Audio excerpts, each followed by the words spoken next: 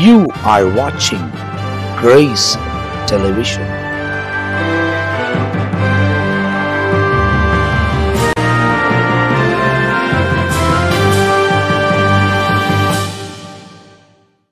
ஆண்டவரும் அருமை இரட்சகராக இயேசு கிறிஸ்துவின் நாமத்தினால் உங்கள் யாவருக்கும் எங்களுடைய அன்பின் வாழ்த்துக்களும் ஸ்தோத்திரங்களும் தெரிவித்துக் கொள்கிறோம்.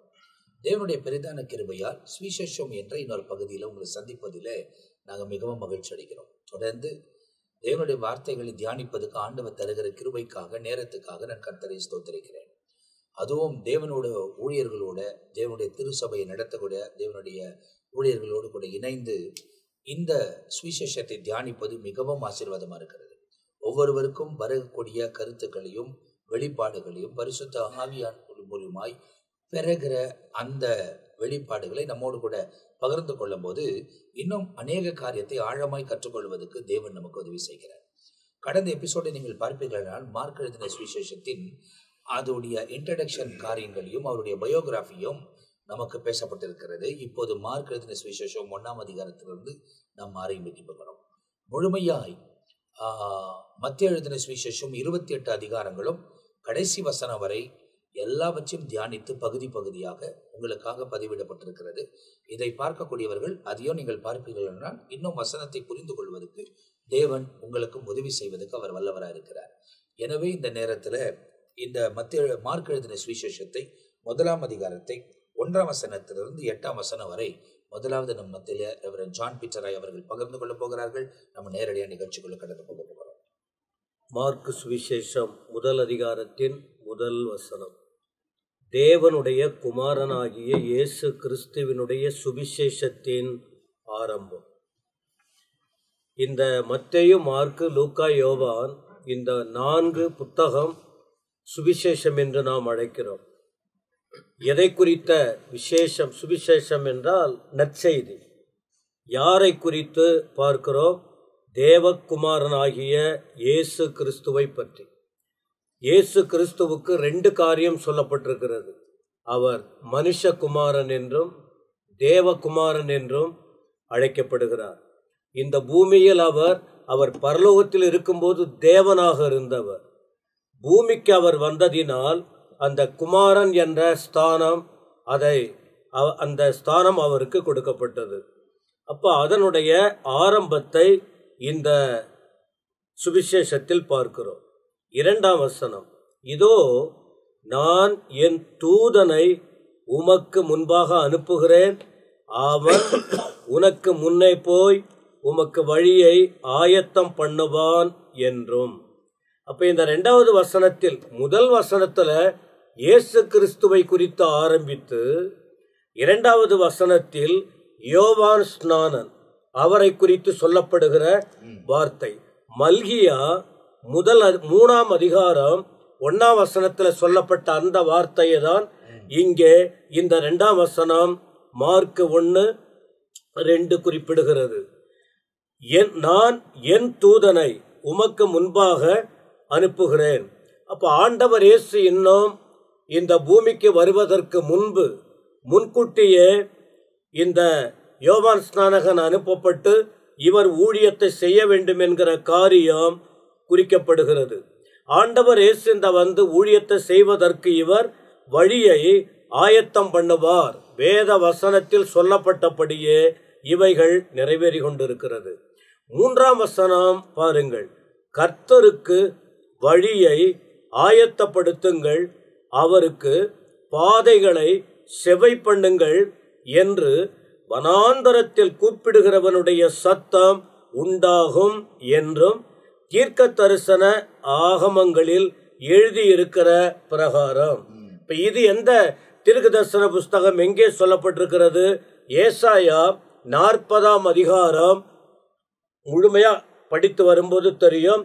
குறிப்பா இந்த குறிப்பிட்ட வசனம் ஏசாயா 40 3ஆம் வசனத்திலே சொல்லப்பட்டது. நீங்க கவனிக்கணும். நாம் கற்றுக் கொடுக்கிற விஷயம், படிக்கிற விஷயம், தியானிக்கிற விஷயம் ஏதோ யாரோ ஒருவர் சொல்லி கற்பனையாக குறிப்பிடப்பட்ட வார்த்தை அல்ல. இது முழுக்க முழுக்க சத்தியம். முன்கூட்டியே பல 100 வருடத்திற்கு முன்பு, 700 வருடத்திற்கு முன்பு, 1500 வருஷத்திற்கு முன்பு சொல்லப்பட்டதான வார்த்தை அப்படியே நிறைவேறும்படி குறிப்பிடப்பட்ட வார்த்தைகள். அதுதான் இது பரிசுத்த வேதம். இதை யாரும் இல்லைன்னு மறைக்க முடியாது. இதிலே சொல்லப்பட்ட காரியங்கள் நிறைவேறுகிறது. ஏசாயா சொல்லப்பட்டபடியே கர்த்தருக்கு வழியை ஆயத்தம் பண்ணுங்கள். ஆண்டவருக்கு வழியை ஆயத்தம் பண்ணுங்கிற அவசியம் இல்லை. அவர் பரலோகத்திலே, ஆண்டவர் இயேசு பரலோகத்திலிருந்தே எல்லாவற்றையும் செய்ய முடியும். ஆனால் ஆண்டவர் எல்லாவற்றுக்கும் ஒரு ஒழுங்குமுறைகள், அதான் தெய்வீகமே ஒழுங்குமுறைகள், வழியை ஆயத்தப்படுத்தணும். பாதைகளை செவைப்படுத்துங்கள் என்று வனாந்தரத்தில் கூப்பிடுடைய சத்தம். இது யோவான் ஸ்நானம்.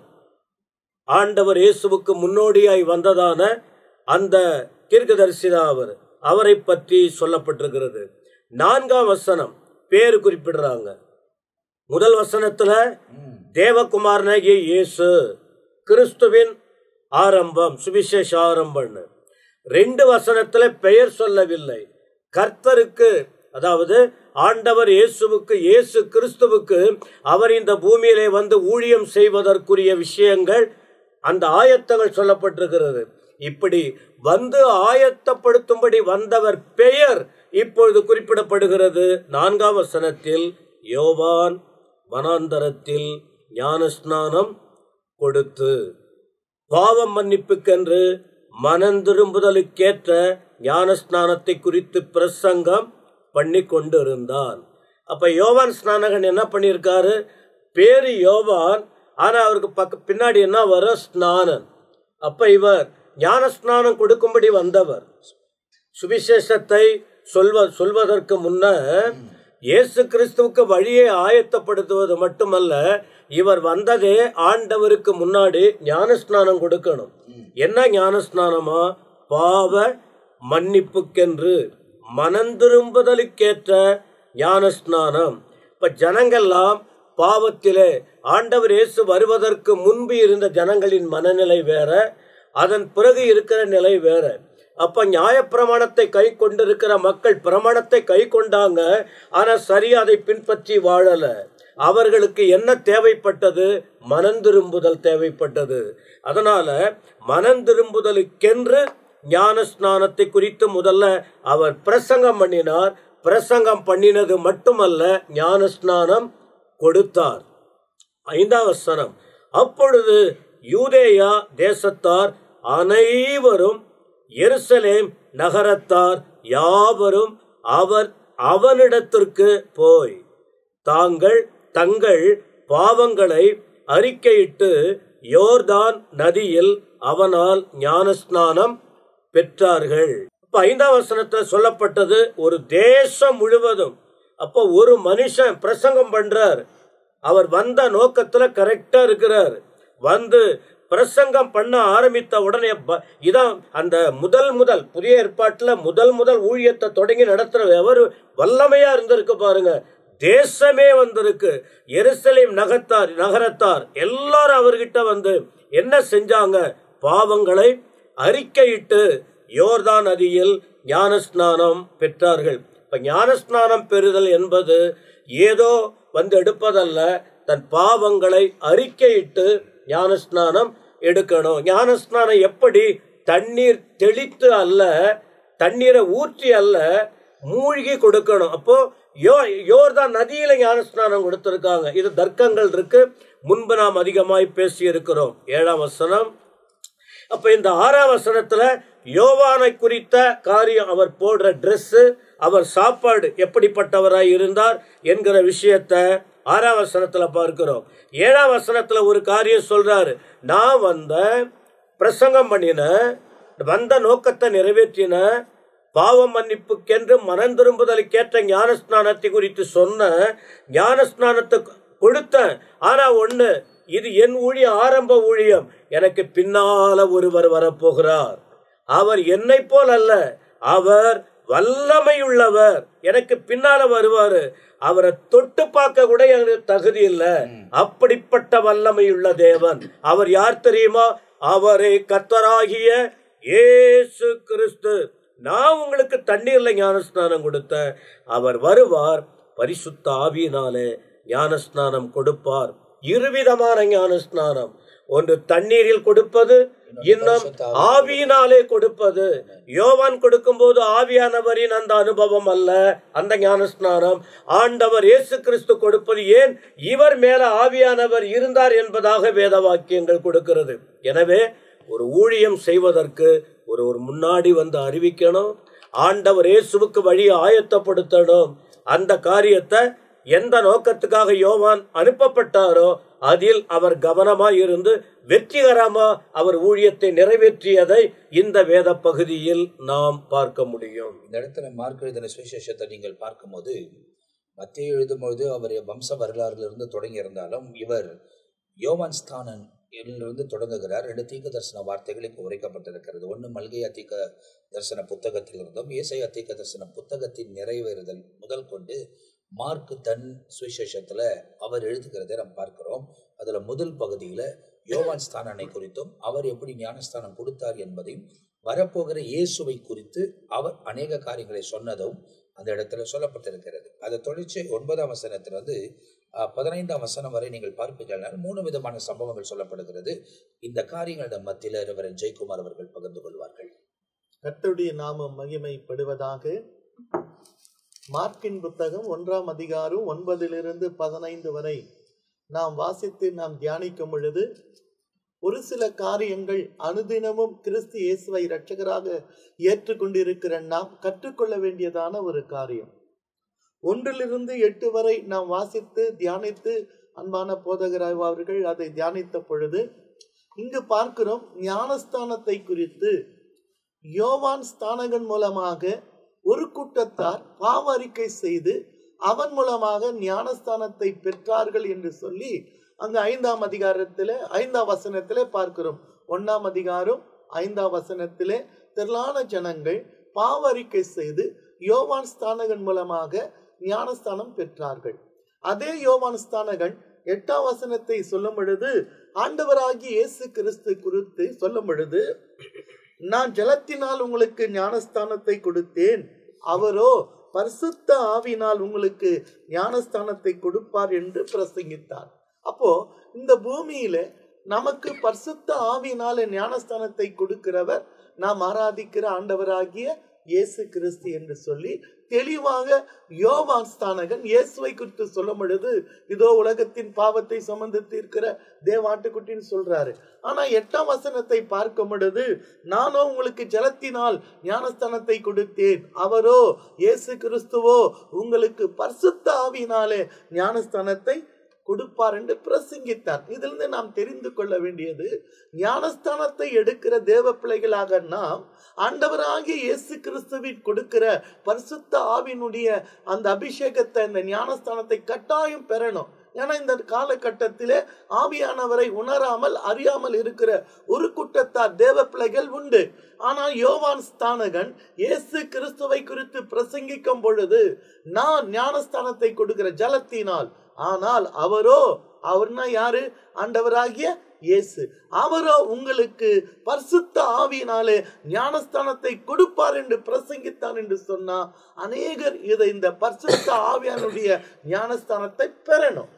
அடுத்ததாக நான் 9ஆம் வசனத்திலிருந்து பார்க்கும் பொழுது, இயேசு யோர்தான் நதியிலே யோவான் ஸ்தானகன் மூலமாக ஞானஸ்தானத்தை பெற்று நமக்கெல்லாம் முன் அடையாளமாக நாம் ஞானஸ்தானத்தை பெற வேண்டும் என்பது முன் அடையாளமாக. ஏன்னா இயேசுவே மத்தேயு 28 சொல்லும் பொழுது, நீங்க உலகம் எங்கு போய் அநேகரை சிஷ்யராக்கி பிதா குமாரன் பரிசுத்த ஆவி நாமத்தினாலே நீங்க என்ன கொடுங்க? ஞானஸ்தானத்தை கொடுங்க. நான் உங்களுக்கு கட்டளையிட்டவைகளை அவர்களும் கை கொள்ளும்படி அவர்களுக்கு உபதேசம் பண்ணுங்கன்னு சொல்லி இருக்கிறார். அப்போ இந்த இடத்துல இயேசு ஞானஸ்தானம் பெற்றார். ஞானஸ்தானம் எந்த வயசுல பெற்றார்? 30ஆம் வயதில.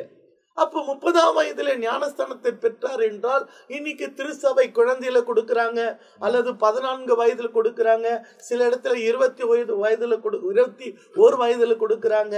ஆனால் இயேசுவை போல ஏன், ஒரு கேள்வி கேட்டாங்க, இயேசுவை போல ஏன் 30ஆம் வயதுல நாம் ஞானஸ்தானத்தை தான் கொடுக்கணும் அப்படின்ட்டு. அதுக்கு ஒரு பெரிய ரகசியம் இருக்கிறது.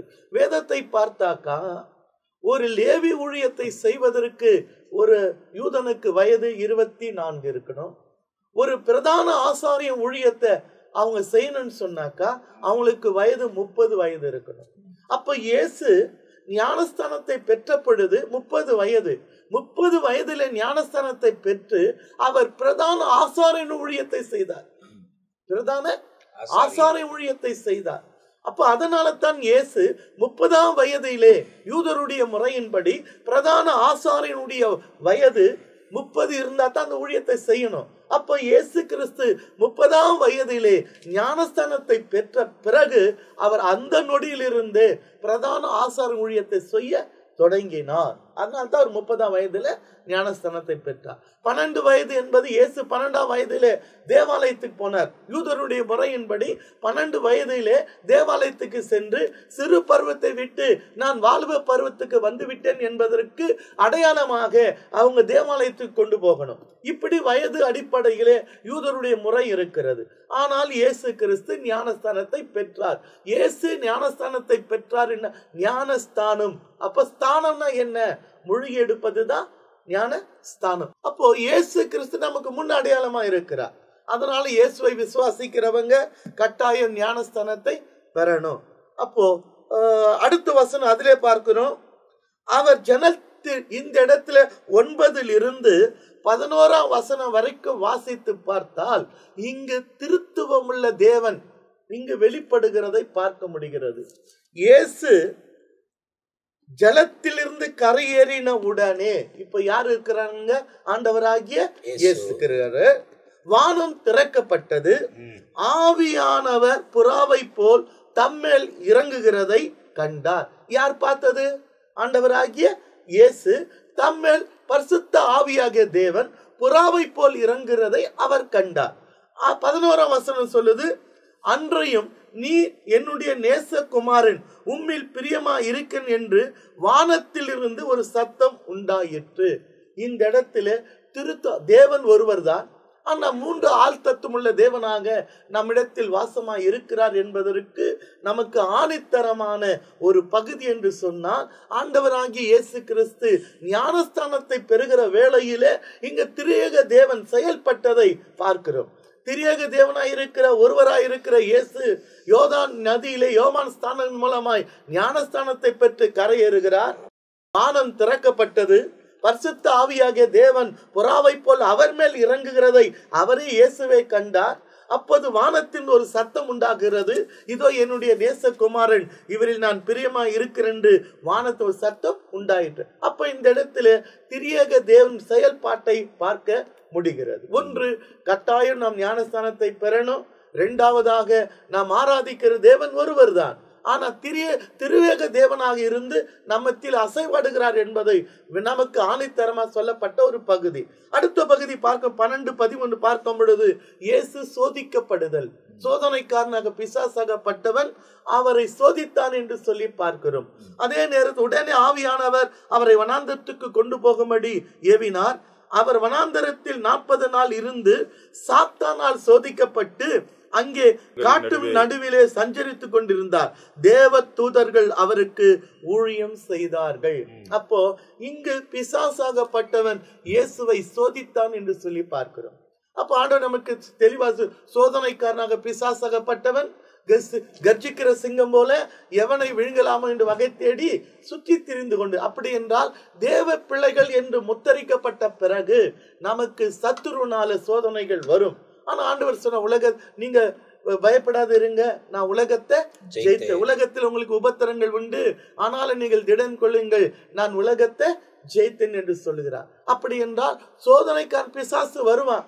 எந்த ரீதியிலாவது நம்மை வகை தேடி சுற்றி திரிந்து கொண்டு இருக்கிறான் என்று வேதம் நமக்கு தெளிவாக சொல்லப்பட்டு இருக்க, தேவ பிள்ளைகளாக நமக்கு வருகிற சோதனையில் இருந்து நமக்கு தப்பித்துக் கொள்ள ஒரு போக்கை உண்டாக்குறவர் தான் நாம் ஆராதிக்கிற தேவன். அதனால் சோர்ந்து போக வேண்டிய அவசியமே கிடையாது. நமக்கு உதவி செய்ய நாம் ஆராதிக்கிற தேவன் நமக்கு உதவி செய்ய வல்லவரா இருக்கிறார். அடுத்த பகுதியை நாம் பார்க்கும் பொழுது இயேசு ஞானஸ்தானத்தை பற்றி சோதிக்கப்பட்டார். அடுத்ததாக அவர் ஊழியத்தை செய்தார் என்று சொல்லிப்பார். ஊழியத்தை செய்ய தொடங்கினார், பிரசங்கிக்க தொடங்கினார். அதுல 15ஆம் வசனம் சொல்கிறது, அவர் பிரசங்கித்தது காலம் நிறைவேறிற்று, தேவனுடைய ராஜ்யம் சமீபமாயிற்று, மனம் திரும்பி. சுவிசேஷத்தை விசுவாசிங்கள் என்றார். பாருங்க, காலம் எப்படி ஆயிடுச்சு, நிறைவேறிற்று. தேவனுடைய ராஜ்யம் சமீபமாய் இருக்கிறது. மனம் திரும்பி சுவிசேஷத்தை அப்போ சுவிசேஷத்தை விசுவாசிக்கிறேன்னா தேவன் சொன்ன வார்த்தை மனம் திரும்புதல் ரொம்ப முக்கியம். முதல் பிரசங்கமே இயேசுது, மனம் திரும்புங்கள், பரலோக ராஜ்யம் சமீபமாய் இருக்கிறது. அப்ப இன்னைக்கு மனம் திரும்பாம ஞானஸ்தானத்தை பெறுவதோ, தேவனை தொழுது கொள்வதோ, கர்த்தருக்கு காணிக்கை கொடுப்பதோ எல்லாம் உகந்தது அல்ல. நமக்கு தேவை ஆண்டவர் மனம் திரும்புங்கள், பரலோக ராஜ்யம் சமீபமாய் இருக்கு. அப்படி என்றால் பரலோகத்துக்கு நாம் பிரவேசிக்க வேண்டுமானால் முதலாவது நமக்கு மனம் திரும்புதல் தேவை.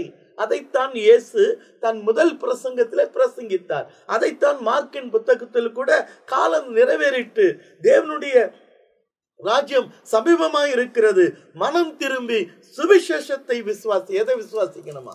சுவிசேஷத்தை விசுவாசிக்கணும். சுவிசேஷம் நமக்கு தேவன் 4 புத்தகத்தை சுவிசேஷ புஸ்தகமாக கொடுத்திருக்கிறார்.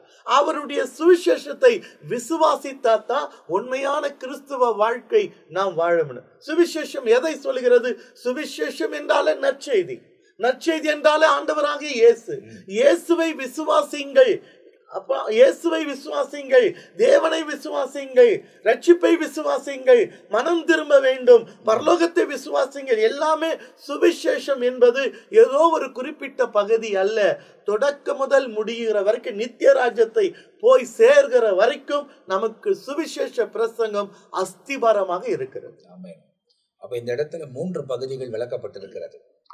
சுருக்கமாய் விளக்கினாலும் இவைகள் எல்லாம் ஏற்கனவே நாம் மத்தேயு எழுதின சுவிசேஷத்தை தியானிக்கும் போது விலாவரியாய் அநேக காரியங்கள் இந்த சம்பவங்களை குறித்து பேசப்பட்டதை நாம் மிகவும் துல்லியமாய் அறிந்து கொள்ள வேண்டும். ஒருவேளை அதை பார்க்காதவங்க நீங்கள் அங்கே போய் பார்த்து கொள்ளலாம். அந்த செய்திகள் எல்லாம் உங்களுக்காக பதிவிடப்பட்டிருக்கிறது. நீங்கள் பார்க்கும்போது 9ஆம் வசனத்திலிருந்து 15ஆம் வசனம் வரை 3 சம்பவங்கள். 1 ஞானஸ்தானம் பெற்றது, சாத்தானினால் சோதிக்கப்பட்டது. 3வது அவர் ஊழியத்தை தொடங்கினது, இயேசு ஊழியத்தை தொடங்கினது. ரொம்ப அழகாக சொல்லப்பட்ட ஒரு விஷயம். அந்த ஞானஸ்தானம் எடுக்கும்போது திருத்துவ தேவனை குறித்து ஒரு வெளிப்பாடை அந்த இடத்துல நாம் பார்க்கிறோம். அதாவது 3 பேரும் அந்த இடத்துல ஒரே சம்பவத்தில் இணைகிறதை நாம் பார்க்கிறோம்.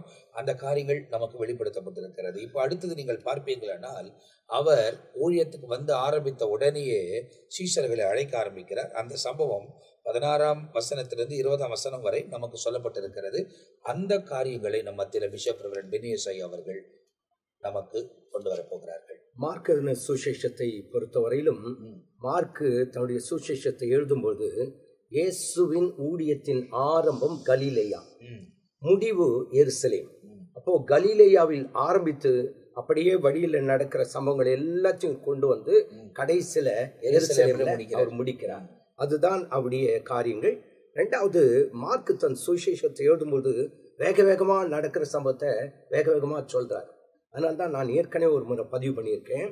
மார்க்கு சுசேஷத்துல 1வது அதிகாரத்தில் மட்டுமே உடனே என்ற வார்த்தைகள் நிறைய வருது.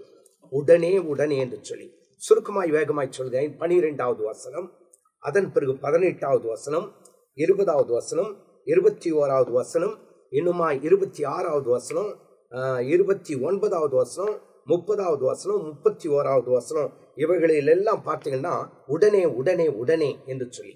உதாரணமாக இப்போ 16லிருந்து 20 வரையிலும் வாசித்து பார்க்கும் பொழுது அங்கே 2 முறை உடனேன்னு இருக்கு. உடனே அவர்கள் தங்கள் வலைகளை விட்டு அவருக்கு பின் சென்றார்கள். 20வது வசனத்துல உடனே அவர்களையும் அழைத்தார் அப்படின்னு இருக்கு. இப்ப இதுல ஒரு முக்கியமான காரியம் என்னன்னு கேட்டால், முதல் அழைப்பு யாருக்கு என்று கேட்கும்போது, சீமோனும் அவன் சகோதரனாகிய அந்திரேயாவும் கடலில வலை போட்டு கொண்டிருக்கிற போது அவர்களை கண்டு வலையை போடுகிற ஒரு அனுபவம். வலையை எப்போது போடுவார்கள் என்று சொன்னா, வலை கம்ப்ளீட்டா எல்லாம் நல்லா இருக்கணும், எந்த ஒரு பழுதும் இருக்கக்கூடாது. அப்போ வலையை போட்டு கொண்டிருக்கும் போது அழைக்கிறார் என்று சொன்னா, வலை எங்க போடணும்? கடலுக்குள்ள போயிட்டு தான் போடணும். ஆனா இவர் கடல் ஓரமா நடந்து வரும்பொழுது வலையை போட்டு கொண்டிருக்கார்கள் என்று இங்க வசனம் இருக்குது. அதற்கு என்ன அர்த்தம் அப்படின்னு சொன்னா, நான் அதிகமாய் கடற்கரை பகுதியிலே ஊழியம் செய்தது உண்டு. அதுல கடலுக்குள் போய் வலையை போடுறவங்களும் உண்டு, கடற்கரை ஓரத்திலிருந்து வலையை போடுகிறது உண்டு. அது எப்படின்னு சொன்னா, கடற்கரையிலிருந்து கொஞ்சம் தூரம் நீளமா வலையை போட்டுட்டு அங்க வலையை விட்டுட்டு கடல் ஓரத்துல இருந்து இழுப்பார்கள். அப்போ இழுக்கும்போது ஒருத்தர் 2 பேர் இல்ல, 20-30 பேர் ஒன்னா சேர்ந்து என்ன செய்வாங்க, அந்த வலையை இழுப்பார்கள். இது கடல் ஓரத்துல பிடிக்கிறதான மீன்கள். அது மட்டுமல்ல, அப்படி இங்க வலையை போட்டு கொண்டிருக்கும் போது அவர்களை கண்டு, அப்போ மீன் பிடித்து கொண்டிருக்கும் போது அவர்களை கண்டு இயேசு அவர்களை நோக்கி, என் பின்னே வாருங்கள், உங்களை மனுஷர்களை பிடிக்கிறவர்களாக்குவேன் என்று அங்கே சொல்லப்பட்டிருக்கிறதாக வசனத்திலே வாசிக்கிறோம். இதே சம்பவம் தான் மத்தேயு சுவிசேஷத்திலும் கூட 4வது அதிகாரம் 19-20 வசனத்துல அவர் சொல்லுகிறார். என்னன்னு கேட்டா, என் பின்னே வாருங்கள், உங்களை மனுஷரை பிடிக்கிறவர்களாக்குவேன். உடனே அவர்களை வலை விட்டு அவருக்கு பின் சென்றார்கள். அப்ப என்னன்னு கேட்டா, அழைப்பின் சத்தத்தை கேட்ட உடனே கீழ்ப்படிந்து வருகிற ஒரு அனுபவம் அங்கே இருக்குது. அப்போ அழைப்பின் சத்தம் கேட்டு நானும் ஆயத்தமாகிடுவேன் என்று பாடல் இருக்கிறது. அதே போலதான் ஆண்டவர் அழைத்த உடனே அவர்கள் உடனே என்ன செய்யறாங்க, பின் வருகிறதாக, இயேசுக்கு பின் வருகிறதாக பார்க்கிறோம். ஆனா இதே சம்பவத்தை மறுபடியுமாக அடுத்து லூக்கா சுவிசேஷம் 5வது அதிகாரம் 10வது வசனத்தை பார்ப்பீர்கள் என்று சொன்னா, அங்க ஒரு ரகசியம் சொல்லப்பட்டிருக்குது. இங்க 2 டீம், ஒன்னு சீமோன், பிறகு அந்திரேயா, 2 பேரையும் அழைக்கிறார். அடுத்து அழைக்கிறது யாருன்னு கேட்டா, யாக்கோபு அவன் சகோதரனாகிய யோவான். சீமோன் அவருடைய சகோதரனாகிய அந்திரேயா. அதே நேரத்தில் அடுத்து அழைக்கிறது யாரு, யாக்கோபு அவன் சகோதரனாகிய யோவான். அப்போ இவர்கள் யார் என்று சொன்னால், சீமோனும் அந்திரேயும் சகோதரர்கள், அப்படிதான் வசனம் அங்கே இருக்கு. அதே நேரத்தில் யாக்கோபும் யோவானும் சகோதரர்கள். அப்போ இங்க யாக்கோபு யோவானுடைய தகப்பன் யாருன்னு கேட்டா செபதேயு அப்படின்னு வசனம் இருக்கு. இந்த செபதேயு யார் என்று கேட்டால் சீமோனுடைய கூட்டாளி தான் செபதேயு. அங்க எப்படி சொல்ல முடியும் அப்படின்னு கேட்டா, லூக்கா சுவிசேஷம் 5வது அதிகாரம் 10வது வசனத்துல அதை குறித்து தெளிவாய் பார்க்கிறோம். சீமோனுக்கு கூட்டாளியான செபதேயுவின் குமாரனாகிய யாக்கோபும் யோவானும். அப்ப என்ன அர்த்தம், சீமோனுடைய கூட்டாளி தான் செபதேயு, அப்பா கூட்டாளி, அவங்களுடைய அப்பா.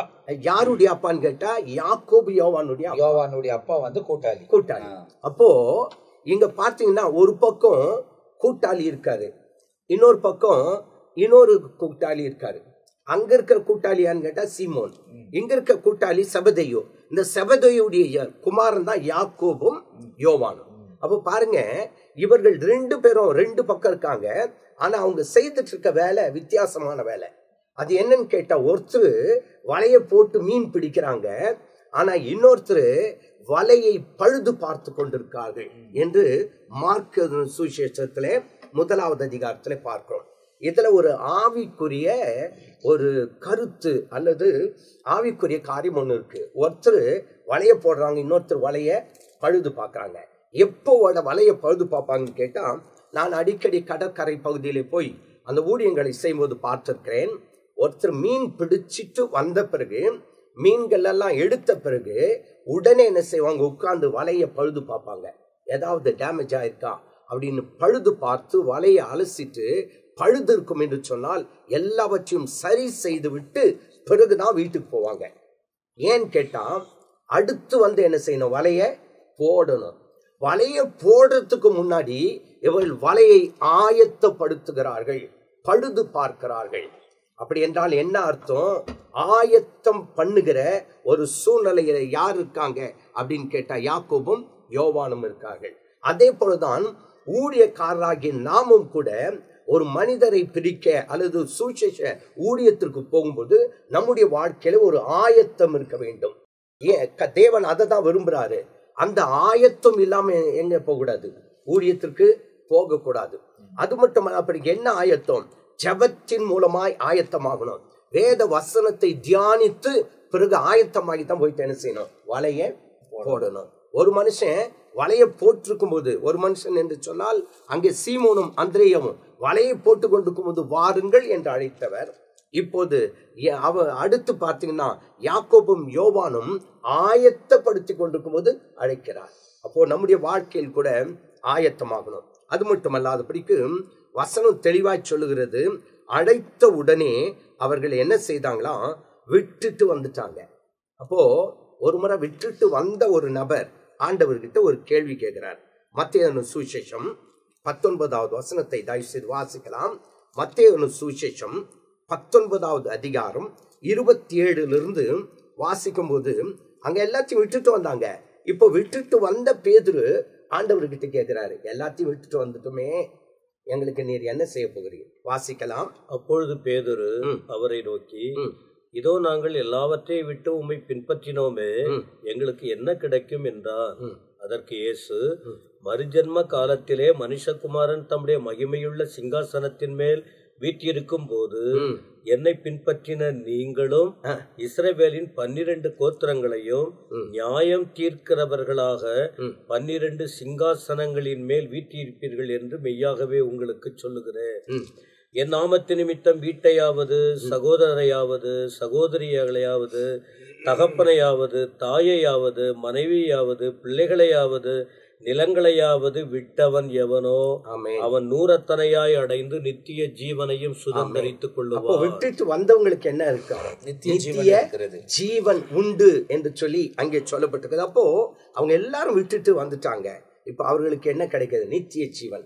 நம்முடைய வாழ்க்கையிலும் ஆண்டவருடைய அழைப்பை பெற்று எல்லாவற்றையும் விட்டு தேவ சமூகத்தில் வரும்போது கர்த்தர் நமக்கு நித்திய ஜீவனை கொடுப்பார். கடைசியாக அழைக்கும் போது அந்த அழைப்பின் சத்தத்தை கேட்கிற அந்த நேரத்துல தேவன் இரட்டிப்பான ஆசீர்வாதத்தையும் கொடுக்கிறார். அதற்கு ஒரு உதாரணத்தை சொல்ல வேண்டும் என்று சொன்னால், எலியா எலிஷா 2 பேரையும் எடுத்துக்கிட்டா, எலியா எலிஷாவை அழைக்கும் போது எலிஷா என்ன பண்ணாரு? எல்லாத்தையும் விட்டுட்டு எலியாவின் பின்னாடி வந்ததுனால எலியாவுக்கு இரட்டிப்பான ஆசீர்வாதம், அற்புதங்களை செய்கூட கிருபையை தேவன் தந்தது. உண்மை என்று சொன்னால், அழைப்பின் சத்தத்தை கேட்கிற நாம் எல்லாவற்றையும் விட்டு ஆண்டவருடைய சத்தத்திற்கு கீழ்ப்படிவோம் என்று சொன்னால் தேவன் நமக்கு நித்திய ஜீவனை வைத்திருக்கிறார். அதை நம்மால் சுதந்திரித்துக் கொள்ள முடியும். இந்த இடத்தில் இப்போது அவர் 4 ஊழியக்காரர்களை, அதாவது சீடர்களை அழைக்கிறதை வேதத்தில் சொல்லப்பட்டிருக்கிறது. அது மார்க் பதிவு பண்ணுகிறார்.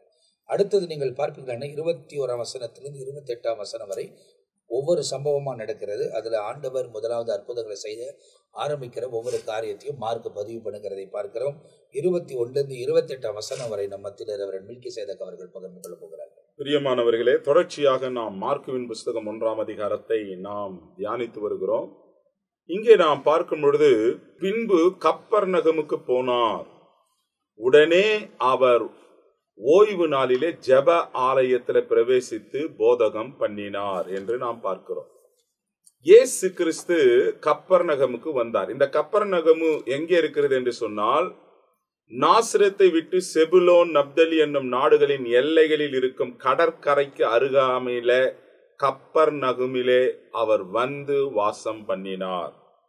அப்ப நாசரத்திலிருந்து இவர் வந்த உடனே இயேசு கிறிஸ்து வழக்கமாய் தங்குகிற ஒரு இடமாக அது இருந்தது. கப்பர்நகம் இயேசு தங்குகிற ஒரு இடம். அதுதான் மத்தேயு 4ஆம் அதிகாரம் 13வது வசனத்துல இந்த வசனம் சொல்லப்பட்டிருக்கிறது, எந்த இடத்துல இந்த கப்பர்நகம் இருக்கிறது என்று சொல்லி. இங்க நம்ம பார்க்கும் பொழுது, கப்பர்நகம் ஊர் என்ற எபிரேய பாஷையில அர்த்தம் கொள்ளும் கப்பர்நகம் பிலிப்புடைய ஆட்சிக்கும் ஏரோதுடைய ஆட்சிக்கும் இடைப்பட்ட எல்லையில் இது இருந்தது. அதனாலே இங்க வரி வசூலிக்கிற ஒரு ஸ்தலமும் அங்கே இருந்தது. ஆயத்துறை அங்கே இருந்ததாக 2ஆம் அதிகாரம் 14ஆம் வசனத்திலே நம்ம பார்க்கிறோம். இது ஒரு பெரிய வர்த்தக பாதைக்கு அருகாமையில இருக்கிற இடம்தான் இந்த கப்பர்நகம். அங்கே ஒரு 100க்கு அதிபதியின் கீழே ரோம போர் வீரர்கள் இருந்தார்கள். இந்த நகரம் அரசியல் தலைநகரமாக டைபிரியாஸ் என்ற நகரத்தை விட்டு வெகு தூரத்தில் இருந்தபடியால் அரசியல் தலையீடுகள் இல்லாமல் இந்த இடத்துல இயேசு செயல்பட்டதை இங்கே நாம் பார்க்கிறோம். இங்கே சிறுபான்மையாக ரோமர்களும் பெரும்பான்மையாக யூதர்களும் சமாதானமா வாழ்ந்தாங்களாம். மெஜாரிட்டி மைனாரிட்டி பீப்புள் அங்க இருந்தாலும் ஆனா சமாதானமா அவர்கள் அங்கே வாழ்ந்தார்கள். அங்கிருந்த ஒரு 100க்கு அதிபதி தான் யூதர்களுக்கு என்று ஒரு ஜெப ஆலயத்தை கட்டி கொடுத்தான். நம்ம லூக்கா 7ஆம் அதிகாரத்துல 1லிருந்து 10ஆம் வசனம் வரைக்கும் வாசிக்கலாம். அந்த 100க்கு அதிபதி எங்க வாழ்ந்தவன்னா இந்த கப்பர்நகமிலே வாழ்ந்தவன், சமாதானமா இருந்தவன் தான். யூதர்களுக்கு என்று ஒரு ஜெப ஆலயத்தை கட்டி கொடுத்த மனுஷன் இங்க இருந்தான். அப்போ இயேசுடைய போதகத்தை கேட்டு ஆச்சரியப்பட்டது போலவே அவருடைய செயல்களும் கண்டு ஆச்சரியப்பட்டார்கள். அவருடைய ஆண்டவருடைய ராஜ்யத்தினுடைய வல்லமை முதலில் இந்த இடத்துல மார்க்குவின் புஸ்தகத்துல அற்புதம் என்னன்னா, அசுத்த ஆவியை விரட்டுகிறார். மார்க் இதை பதிவு பண்றார். அப்ப மார்க் புஸ்தகத்துல நம்ம இயேசு அற்புதத்தை பிசாசு துருத்துவதின் மூலமாகவே இங்க குறிப்பிடப்படுகிறது. அதனாலதான் இங்க நம்ம பார்க்கும் பொழுது, அவர் வேத பாரகரை போல போதியாமல் அதிகாரம் உள்ளவராய் அவர்களுக்கு போதித்தபடியினால் அவருடைய போதகத்தை குறித்து ஜனங்கள் ஆச்சரியப்பட்டார்கள். இன்றைய அநேக சபைகளிலே கூட, பாரம்பரிய சபைகளிலே, சுயாதீன சபையிலே வெட்டு 1 துண்டு 2 நம்ம பேசிடுறோம். ஆனா பாரம்பரிய சபையிலே ஆயர்மார்கள் அது மாதிரி பேசினாங்கன்னா அடுத்து அவங்க சீட்டை கீச்சிருவாங்க. சபையில் இருக்கிற பிளவுகளை அவங்கள தூக்கி போட்டுருவாங்க, இல்ல டிரான்ஸ்பர் பண்ணி விட்டுருவாங்க. இதை நம்முடைய காலகட்டத்தில் நம்ம பார்க்கிறோம். ஏன்னா அந்த டைம்லயும் இஸ்ரவேல் சுத்தி இருக்கிற இடங்களில நிறைய இடங்கள் இருந்துச்சு. ஆமா, அவங்க வேற இடத்துக்கு மாத்தி விட்டுருவாங்க. ஆமா, எதிர்ப்பாங்க, அந்த மாதிரி நடக்கும். ஆனா இயேசு வேத பாரகரை போல போதியாமல், அப்படின்னா வழவழுப்பாய் போதியாமல், ஜனங்களுக்கு ஏற்ற மாதிரி போதிக்காம, அப்படியே அதாவது கண்டித்து கண்டனம் பண்ணி போதியாமல், இயேசுடைய போதனையில என்ன இருந்ததுன்னா, அதிகாரம் உள்ளவர்களாய் போதித்தபடியினால் போதகத்தை குறித்து ஆச்சரியப்பட்டார்கள். அப்ப நம்முடைய போதனை எப்படி இருக்கணும்னா அதிகாரமா இருக்கணும். இன்றைக்கு அநேக திருச்சபைகள்ல போதனை இல்ல. இன்னைக்கு சபை ஆராதனையே ரொம்ப குறுகி காணப்படுகிறது. 1 ஹவர்ல முடிச்சோம், ஜனங்களுக்கு வசதியா. அப்ப நம்ம என்ன போதிக்க முடியும் அவங்களுக்கு? வசனத்தை போதிக்கணும். நம்ம மத்தேயுவின் புஸ்தகத்துல பார்த்தோம் இல்லையா, மத்தேயு 5, 6, 7, 8 இந்த அதிகாரங்கள் எல்லாம் 3 நாள் ஆண்டவர் உட்கார வச்சு அவங்களுக்கு வசனத்தை போதிச்சார். போதனை சபையில ரொம்ப அவசியம். இயேசு எப்படி போதிச்சார்னா, அதுவும் அதிகாரம் உள்ளவராய் போதித்தார். இந்த வசனம் பேசினா அவங்க கோச்சின்னு போயிடுவாங்க, இந்த வார்த்தையை பேசினா அவங்களுக்கு இடிக்கும் அப்படின்னு இல்ல. வசனமா நம்ம பேசணும். நம்முடைய சொந்த வார்த்தைகள் இல்லாமல் கர்த்தருடைய வார்த்தையை அதிகாரம் உள்ளவராய் அவர்களை கொண்டு பரலோகத்துல சேர்க்கக்கூடிய ஒரு திட்டத்துக்குள் கொண்டு வருவதற்காக என்ன பேசப்படணுமோ அவைகள் எல்லாம் இயேசு பேசினார். சத்தியத்தை நம்ம பேசுறதுக்கு அஞ்ச வேண்டிய அவசியம் இல்ல. சத்தியம், நோ காம்ப்ரமைஸ். அப்போ அங்க வேத பாரகர் அத மாதிரி பேசலன்னு தெரியுதுங்க. இயேசு அதிகாரம் உள்ளவராய் இந்த ஓய்வு நாளிலே அவர் பேசுறார். ஜனங்க ஆச்சரியப்படுறாங்க. அவருடைய ஜெப ஆலயத்திலே அசுத்த ஆவிகள் உள்ள ஒரு மனுஷன் இருந்தான். இப்போ மத்தேயுவில நம்ம பார்த்த அசுத்த ஆவி உள்ள மனுஷன் எங்க இருந்தாங்க அப்படின்னாக்கா, கல்லறைகளிலும் பிரேத குழிகளிலும் அவங்க இருந்தாங்க அப்படின்னு நம்ம பார்க்கிறோம். ஆனா இங்க ஆலயத்துக்குள்ளவே இருக்கிறான். ஆலயத்துக்குள்ளே இருக்கிறான். அப்போ அவன் இயேசுவை பார்த்து பேசுறான். ஐயா, நசரேயனாகிய இயேசுவே, எங்களுக்கும் உமக்கும் என்ன, எங்களை கெடுக்கவா வந்தீர்? உம்மை இன்னார் என்று நான் அறிவேன், நீ தேவனுடைய பரிசுத்தர் என்று சத்தமிட்டான். இந்த ஒரு இடத்துல தான் பிசாசு என்னன்றான், நீ தேவனுடைய பரிசுத்தர். இப்போ அநேக ஊழியக்காரர்கள் பிசாசுகளை துரத்துறாங்க, யூடியூப்ல போட்டுறாங்க, மற்ற இதெல்லாம் காட்டுறாங்க. பிசாசு இவர்களை குறித்து நான் யார் தெரியுமா அப்படின்னு இவர் மைக் எடுத்து போய் கொடுக்குவார். அப்ப அவங்க சொன்ன, நீ வல்லமை உள்ள ஊழியக்காரர், அல்லேலூயா, பாத்தீங்களா, பிசாசுக்கே தெரிகிறது நான் வல்லமையுள்ள ஊழியக்காரர். நீ அங்கிருந்து வரும்போதே நான் பயந்துட்டேன் அப்படின்னு பிசாசு சொல்ற உடனே இவருக்கு அந்த பிசாசு சொல்ற சாட்சி இவங்க பெருமையா எடுத்துக்குவாங்க. ஆண்டவர் என்னன்னா, நீ பேசாமல் இருக்கும்படி அதட்டுகிறார். எதுவுமே பேசக்கூடாது. பாருங்க, வசனம் சொல்லுகிறது, இயேசுவே, எனக்கும் உனக்கும் என்ன, எங்களை கெடுக்கவா இங்க வந்து உம்மை இன்னார் என்று நான் அறிவேன், நீ தேவனுடைய பரிசுத்தர் என்று சொல்லுகிறார். அப்ப இந்த இடத்துல நம்ம இருக்கும் பொழுது தேவனுடைய பரிசுத்தர் என்று இந்த இடத்துல தான் பதிவு பண்ணப்படுகிறது. லூக்காவிலும் அது 4ஆம் அதிகாரம் 34ஆம் வசனத்துல, அவன் ஐயா நசரேயனாகிய இயேசுவே, எங்களுக்கும் உமக்கும் என்ன, எங்களை கெடுக்கவா வந்து நீ இன்னார் என்று அறிவேன், நீ தேவனுடைய பரிசுத்தர் என்று சத்தமிட்டான். அப்போ நீர் சாதாரண மனுஷன் அல்ல, நீர் பரிசுத்தர். யூதர்களுக்கு அறியாத ஒரு சத்தியம் பிசாசுக்கு தெரியுது. இந்த சத்தியம் யூதர்களுக்கு தெரிஞ்சிருந்தானா முன்னே பிரச்சனை ஸ்டார்ட் ஆயிட்டுக்கும். இப்ப இயேசு அவருடைய ஊழியத்தை ஆரம்பிக்கும் பொழுது பிசாச ரெகக்னைஸ் பண்றான், நீ பரிசுத்தர், நீர் உன்னதமானவர் என்று சொல்லி. யோவான்ல 6ஆம் அதிகாரத்துல 69ஆம் வசனத்துல யோவான் எழுதும் பொழுது கூட சொல்ற, நீ தேவனுடைய குமாரனாகிய கிறிஸ்து, கிறிஸ்துனா அபிஷேகம் பண்ணப்பட்டவர் என்று நாங்கள் விசுவாசித்து அறிந்தும் இருக்கிறோம் என்று சொல்லுகிறாங்க. அப்போ இயேசு அதற்கு இயேசு, நீ பேசாமல் இவனை விட்டு போ. அவன் சொன்னது நல்ல விஷயம். மற்றவங்கன்னா அத பம்படி அடிச்சு அத பெருமையா பேசியிருப்பாங்க. ஆனா ஆண்டவர் பிசாசு இந்த வார்த்தையை சொன்ன, இவன் நீ பேசாமல் இவனை விட்டு போ என்றார் என்று அதட்டினார். உடனே அந்த அசுத்தாவி அவனை அலைக்கழித்து மிகுந்த சத்தமிட்டு அவனை விட்டு போய்விட்டது. எல்லாரும் ஆச்சரியப்பட்டு, இது என்ன, இது புது உபதேசம், எப்படிப்பட்டது? இவர் அதிகாரத்தோடு அசுத்த ஆவிகளுக்கு கட்டளையிடுகிறார், அவைகள் இவைகளுக்கு இவருக்கு கீழ்ப்படுகிறதே என்று தங்களுக்குள்ளே ஒருவரோடு ஒருவர் சொல்லிக் கொண்டார்கள். அந்நாள் முதற்கொண்டு அவருடைய கீர்த்தி கலிலேயா நாடு எங்கும் பிரசித்தமாயிற்று. அப்போ ஒன்னு அதிகாரமா போதித்தாரு, ரெண்டாவது அதிகாரமா பிசாச விரட்டுறாரு, அதை அலைக்கடிச்சு அவனை விட்டு பெரும் சத்தத்தை போட்டு வெளியே போய்விட்டது. இதை ஜனங்கள் கண்டு ஆச்சரியப்பட்டார்கள். அவர் பாருங்க, பேசாதற்கு தான் சொன்னாரு, ஆனா அவருடைய கீர்த்தி கலிலேயா நாடு எங்கும் பிரசித்தமாயிற்று. ஆண்டவர் தமது ஊழியத்தை ஆரம்பிக்கும் பொழுதே மார்க் இங்க பதிவு பண்ணுகிறது, அசுத்த ஆவியை அவர் ஜெபாலயத்துல பிரசங்கம் பண்ணும் பொழுது விரட்டினார். இன்றைக்கும் அநேக பிசாசுகள் ஆலயத்துக்குள்ள இருக்கிறது. ஆலயத்துக்குள்ள விசுவாசிகளுக்குள்ள பிசாசு பிடிச்சவங்க இருக்கிறதுனால தான் பொறாமை, பொச்சரிப்பு, விசுவாசிகளுக்குள்ள ஒற்றுமை இல்லை, எழுப்பது இல்லை, ஜபம் இல்லை, வேத வாசிப்பு இல்லை, இப்பேற்பட்ட காரியங்கள் இருக்கிறதுனால சபையானது மங்கி கொண்டிருக்கிறது. இன்னைக்கு இந்த காலகட்டத்தில் நமக்கு தேவை அதிகாரம் உள்ள பிரசங்கங்கள். தேவனுடைய வல்லமையினாலே நாம் பிரசங்கித்து அவர்களுக்குள் இருக்கிற ஆவிகளை நாம் விரட்டுவோம் என்றால் சபைகளுக்குள்ளே ஒரு மறுமலர்ச்சியும் எழுப்புதலும் ஆசீர்வாதமும் வரும். அப்போ இந்த இடத்துல இயேசு செய்த முதலாவது ஒரு அற்புதத்தை குறித்து மார்க் எழுதுகிறார்.